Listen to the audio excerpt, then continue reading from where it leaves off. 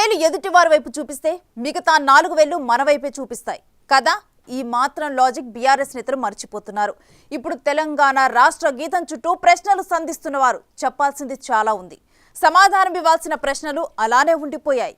Telangana గీతంపై Andhra music director పెత్తనమేందని ప్రశ్నిస్తున్నవారు తమ నోటితో చెప్పలేని జవాబులు ఎన్నో ఉన్నాయి. జయ జయ హే తెలంగాణ గీతం వరకు ఓకే. సంగీత దర్శకుడు చుట్టూ ఇప్పుడు వివాదం రాచేయటం వెనుక చాలా కథ జరిగింది. అదేంటో ఇప్పుడు చూద్దాం.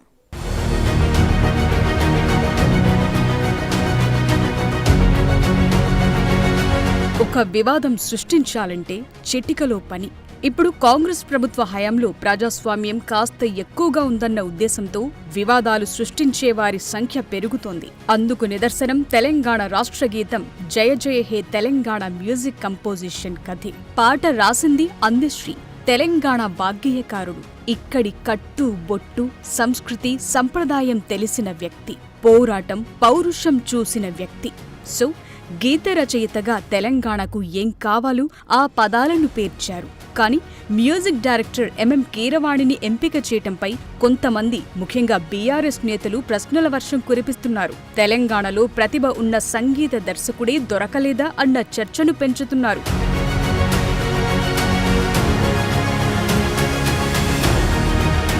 జయ జయ హే పాటలు తెలంగాణ ఆత్మ సంస్కృతి సాంప్రదాయంలో ఆ డెప్తు కనిపిస్తుంది. ఇక స్వరకల్పన అన్నది ప్రాంతాలకతీతం. పలానా వారే చెయ్యాలని లేదు. నిజానికి కీరవాణి ఎంపిక పెద్ద ఆశ్చర్యపరిచే విషయం కూడా కాదు. ఇప్పుడున్న వాళ్లలో top most senior most talented music director, Oscar సాధించారు కూడా.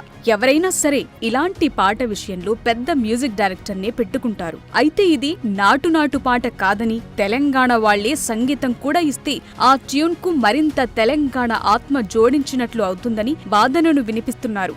సరే, ఇది కూడా ఒక వెర్షన్ కాదనలేం. కానీ సాంగ్ కంపోజిషన్ క్లైమాక్స్ కు చేరుకున్నాక మ్యూజిక్ డైరెక్టర్ చుట్టూ వివాదం రాచేయటమే అసలు సమస్య.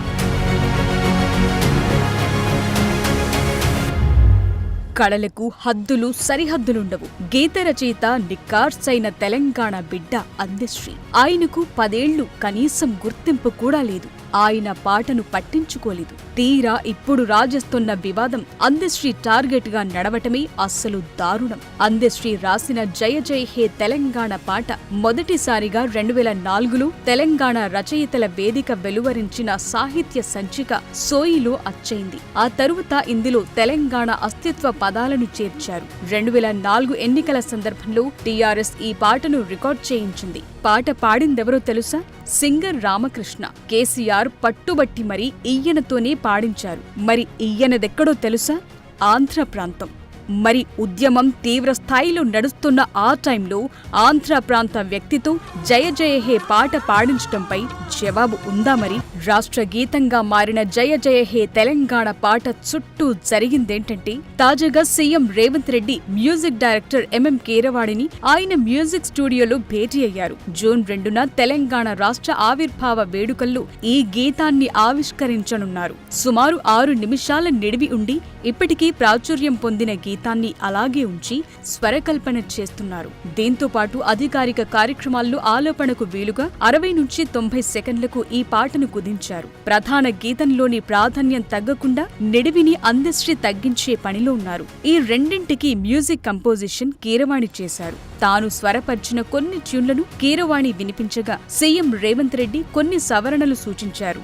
ఆవిర్భావ దినోత్సవం నాటికి 2 రకాల గీతాల ట్యూన్లను రెడీ చేసే పనిలో కీరవాణి ఉన్నారు.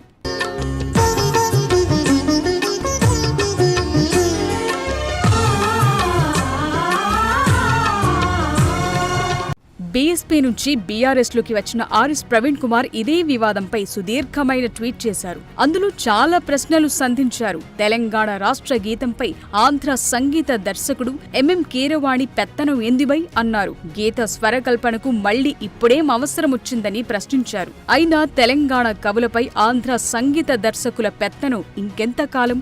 అది తెలంగాణ వచ్చి 10 ఏళ్లయ్యాక అంటూ ట్వీట్ చేశారు. తెలంగాణ 4 కోట్ల ప్రజల కలల ప్రతిరూపమని, ఒక రణ నినాదమని, ధిక్కార స్వరమని ఇలా చాలా చెప్పారు. అందశ్రీ ఇచ్చిన ఒరిజినల్ ట్యూన్తోనే ఈ గీతాన్ని యావత్ తెలంగాణ ఆనాడు ఆలపించిందన్నారు. ఇలా చాలా చెప్పారు.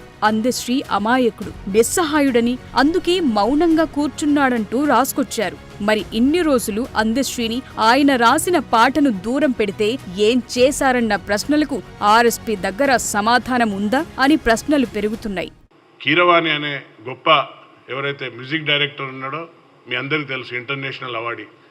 ఈరోజు ఆయన దాన్ని ఏమాత్రం అందులో అరమరికలు లేకుండా ఈ యొక్క జాతీయ గీతంగా, మన యొక్క తెలంగాణ జాతీయ గీతంగా ఈరోజు దాన్ని ప్రమోట్ చేస్తున్నాడు. కాబట్టి అందశ్రీ గారికి వారికి ఉన్న, ఎందుకంటే అతనికే తెలుసు అందశ్రీ గారికి ఎవరిని సెలెక్ట్ చేసుకుంటే ఈ గీతానికి కరెక్ట్గా న్యాయం చేకూరుస్తారు అనే ఉద్దేశంతో ఆయనను సెలెక్ట్ చేసుకోవడం జరిగింది.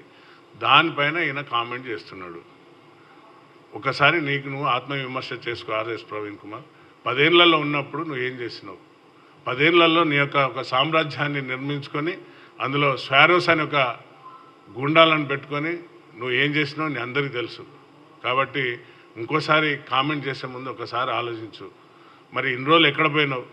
జయ జయ హే తెలంగాణ గేయానికి సంగీతాన్ని అందించే బాధ్యతను రాష్ట్ర ప్రభుత్వం కీరవాణికి అప్పగించడంపై తెలంగాణ సినీ మ్యూజిషియన్స్ అసోసియేషన్ విమర్శించింది. తెలంగాణ ప్రజల ఆత్మ గౌరవానికి ప్రతీక అయిన జయ జయ హే తెలంగాణ గేయానికి సంగీతం అందించే బాధ్యత పొరుగు రాష్ట్రానికి చెందిన కీరవాణికి ఇవ్వటం చారిత్రక తప్పిదమవుతుందని టీసీఎంఏ నేతలు సీఎం రేవంత్ రెడ్డికి బహిరంగ లేఖ రాశారు. సో ఈ ఇష్యూపై పెద్ద ఎత్తునే డిబేట్ జరుగుతోంది. సోషల్ మీడియాలో అయితే ఈ వివాదంపై 2 గ్రూపులుగా విడిపోయి మరీ పోస్టులు పెడుతున్నారు. కొందరు కీరవాణికి సపోర్టుగా నిలిస్తే ఇంకొందరు వ్యతిరేకిస్తున్నారు. అందశ్రీని అద్దశ్రీ అన్నదాకా డైలాగులు పెంచుతున్నారు. నిజానికి కీరవాణి గత 40 ఏళ్లుగా హైదరాబాద్లోనే ఉంటున్నారు. ఎన్ని సంవత్సరాలు తెలంగాణలో ఉంటే తెలంగాణ పౌరుడిగా గుర్తింపు ఉంటుందని సోషల్ మీడియాలో కొందరు అడుగుతున్నారు. ఓట్ల కోసం ఆంధ్ర ప్రాంతం వాళ్లు కావాలి గాని పాట కోసం వద్దా అని ప్రశ్నిస్తున్నారు ఆ వర్గం నెటిజన్లు. తెలంగాణ రాష్ట్ర గీతంపై కీరవాణి ట్యూన్ చుట్టూ వివాదం, డిబేట్ పెరుగుతుండటంతో సీఎం రేవంత్ రెడ్డి స్వయంగా రియాక్ట్ కూడా అయ్యారు. తెలంగాణ రాష్ట్ర గీతం రూపకల్పన బాధ్యతలు అందశ్రీకి ఇచ్చామని, అందశ్రీ ఎవరిని ఎంచుకుని పాట స్వరకల్పన చేస్తారనేది ఆయన ఇష్టమన్నారు. ఏ సంగీత దర్శకుడిని పెట్టి ట్యూన్ చేయాలనేది తన పని కాదని క్లారిఫికేషన్ ఇచ్చారు. రాష్ట్ర గేయ రూపకల్పన బాధ్యతంతా అందశ్రీదేనని, ఇక తెలంగాణ చిహ్న రూపకల్పన నిజామాబాద్ వ్యక్తికి ఇచ్చామని ముఖ్యమంత్రి స్పష్టం చేశారు. కీరవాణి వ్యవహారంతో తనకు ఎలాంటి సంబంధం లేదని క్లియర్ కట్ గా చెప్పేశారు. సో ఒక ఎపిసోడ్ ముగిసింది. ఇప్పుడు అందశ్రీ కూడా ఈ ఇష్యూకు ఫుల్ స్టాప్ పెట్టేందుకు చూస్తున్నారు. కీరవాణి టాప్ పొజిషన్ లో ఉన్నారు కాబట్టే ఎంపిక చేసుకున్నామన్నది ఆయన వెర్షన్. ఒక కీలక పనిని అప్పగిస్తే పూర్తి చేసే బాధ్యతల్లో అందశ్రీ ఉంటే మధ్యలో మ్యూజిక్ కంపోజిషన్ గురించి కొత్త చర్చ, కొత్త వివాదం రాజేయటం కీలకంగా మారింది. ఇన్నాళ్లు ఆయన్ను పట్టించుకోని వారే ఇప్పుడు కొత్తగా మాట్లాడటం ఏంటన్న ప్రశ్నలు వస్తున్నాయి. అంతెందుకు, గత 10 ఏళ్లు రాష్ట్రంలో బీఆర్ఎస్ అధికారంలో ఉంది. మరి ఆ 10 ఏళ్లలో తెలంగాణ రాష్ట్ర గీతాన్ని ఎందుకు రూపొందించలేకపోయిందన్నది అసలు ప్రశ్న. ఉద్యమంలో కీలకంగా మారిన జయ జయ హే తెలంగాణ పాటను ఎందుకు రాష్ట్ర గీతంగా మార్చలేకపోయారు? ఎన్నికలప్పుడు రికార్డ్ చేయించుకున్న పాట గెలిచాక అక్కర లేకుండా పోయిందా? ఇప్పుడు కాంగ్రెస్ నేతలు ప్రశ్నిస్తున్నట్టు అందశ్రీ దళితుడు కాబట్టి ఆయన్ను, ఆయన పాటను ఇన్నాళ్లు పక్కన పెట్టారా? దీనికి గులాబీ నేతలు ఇచ్చే సమాధానమేంటి?